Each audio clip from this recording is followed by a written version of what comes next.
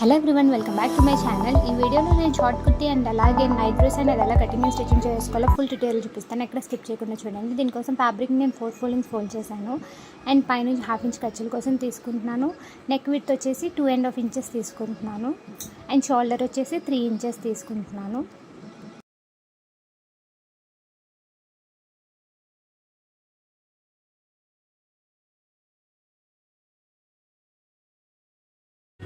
Arm down వచ్చేసి నేను 6 inches తీసుకుంటున్నాను అండ్ రౌండ్ తిరిగే దగ్గర నేను 1 ఇంచ్కి మార్క్ చేసుకొని వీడియోలో చూపిస్తున్నట్టు కర్వ్ అనేది డ్రా చేస్తున్నాను.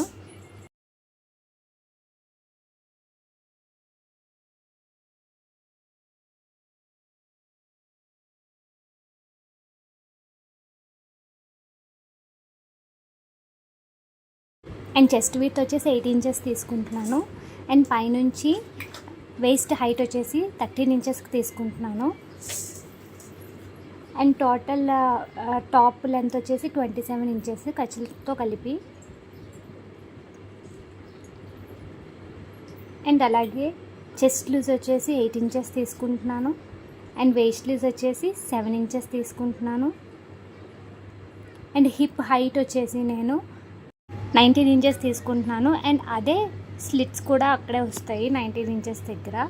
అది విడ్త్ వచ్చేసి నేను 8 ఇంచెస్ తీసుకుంటున్నాను. సో హిప్ దగ్గర 8 ఇంచెస్ తీసుకున్నాం కాబట్టి కిందన వచ్చేసి 1 ఇంచ్ కలుపుకొని 9 ఇంచెస్ తీసుకుంటున్నాము. సో ఎలా అయితే మార్క్ చేసుకున్నానో అలా అయితే డ్రా చేసుకుంటున్నాను. అండ్ ఇప్పుడు స్లిట్ హైట్ చెప్పాను కదా, అది మార్క్ చేస్తున్నాను. 19 ఇంచెస్ దగ్గర స్లిట్ హైట్ అనేది మార్క్ చేస్తున్నాను అండ్ హిప్ లూజ్ వరకు 2 ఇంచెస్ మార్క్ చేసుకొని అక్కడ నుంచి కింద వరకు 1 ఇంచెస్ అనేది మనం స్లిట్స్ ఫోల్డ్ చేసి స్టిచ్ చేసుకోవడం కోసం మార్క్ చేసుకుంటాము. సో ఇప్పుడు నెక్ డీప్ వచ్చేసి నేను టోటల్గా 6 ఇంచెస్ తీసుకుంటున్నాను. ఇది ఫ్రంట్ నెక్ అండి. సో 4 ఇంచెస్ దగ్గర ఒక మార్క్ చేసుకొని అక్కడ కర్వ్ స్కేల్ యూస్ చేసి రౌండ్గా అనేది మార్క్ చేసుకోవాలి. ఆ కిందన వచ్చేసి చిన్న వీ కర్వ్ అనేది డ్రా చేసుకోవాలి వీడియోలో చూపిస్తున్నట్టు.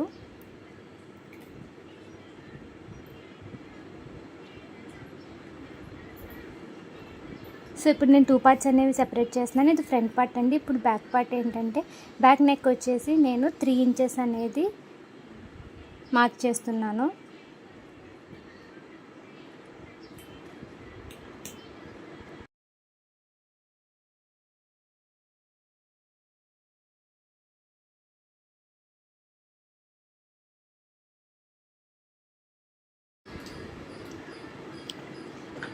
సో బ్యాక్ నెక్ కూడా అలాగేనండి. పైనుంచి ఏంటంటే ఒక 1/2 ఇంచ్కి ఖర్చుల కోసం లీవ్ చేసుకొని అక్కడ నుంచి 3 ఇంచెస్కి అనేది నేను నెక్ అనేది మార్క్ చేసుకుంటున్నాను. అది కూడా రౌండ్ నెక్కే మార్క్ చేస్తున్నాను.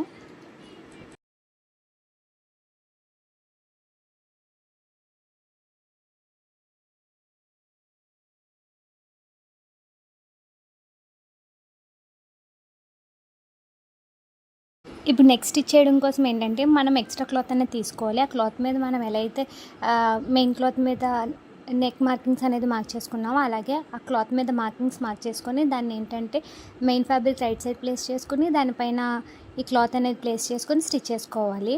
సో స్టిచ్ చేసుకున్న తర్వాత ఇలాగ మనకి 2 parts front part back part అనేది ఇలా రెడీ అవుతుంది. అప్పుడు ఏంటంటే 2 రైట్ సైడ్ ప్లేస్ చేసుకొని ఇలా స్టిచ్ చేసుకోవాలి షోల్డర్స్ అనేవి.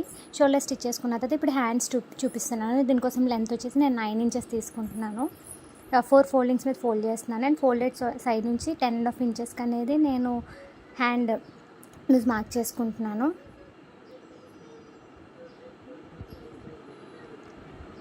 అండ్ కిందన హ్యాండ్ లూజ్ వచ్చేసి నేను 7.5 ఇంచెస్ మార్క్ చేస్తున్నాను. ఈ 2 అనేది నేను ఇలా మార్క్ చేసింది జాయిన్ చేస్తున్నాను. సో ఫోల్డెడ్ సైడ్ నుంచి 1 ఇంచ్కి మార్క్ చేసుకొని అండ్ పైనుంచి ఏంటంటే ఒక 2 ఇంచెస్ మార్క్ చేసుకొని వీడియోలో చూపిస్తున్నట్టు ఇలా హ్యాండ్ కర్వ్ అనేది డ్రా చేసుకొని కట్ చేసుకోవాలి.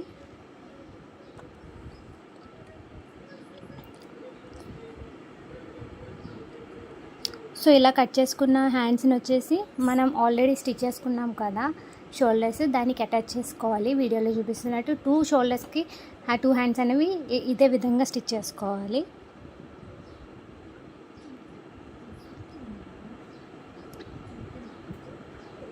సో ఇప్పుడు ఇలాగ స్టిచ్ చేసుకోవడం అయిపోయిన తర్వాత హ్యాండ్స్ మనం టర్న్ చేసుకొని మన మెజర్మెంట్స్ అనేది మార్క్ చేసుకొని వీడియోలో చూపిస్తున్నట్టు జాయింట్స్ అనేవి ఇలా సైడ్ జాయింట్స్ అనేవి ఇలా జాయిన్ చేసుకోవాలి. సో స్లిట్స్ అనేవి కూడా ఇలాగ ఫోల్డ్ చేసుకొని స్లిట్స్ అనేవి జాయిన్ చేసుకోవాలి. మీకు ఈ వీడియో నచ్చినట్లయితే please do like, share and subscribe. ఎక్కడైనా మీకు అర్థం అవ్వకపోతే కింద కామెంట్ చేయండి. అండ్ ఇంకా ఇలాంటి వీడియోస్ కోసం మన ఛానల్ చెక్ చేయండి. Thanks for watching.